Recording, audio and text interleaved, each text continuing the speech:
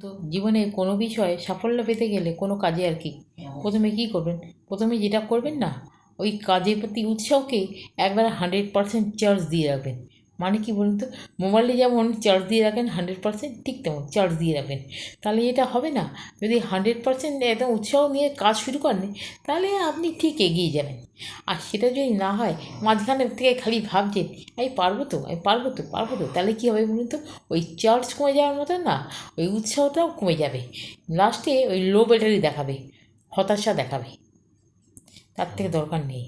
এই উৎসাহটাকে চার্জ দিয়ে একদম 100% করে রাখবেন, যাতে আপনি একদম এগিয়ে চলতে পারেন, যাতে আপনাকে কেউ থামাতে না পারে।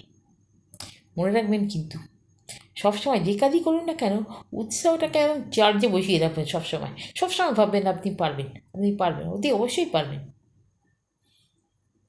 করবেন কিন্তু।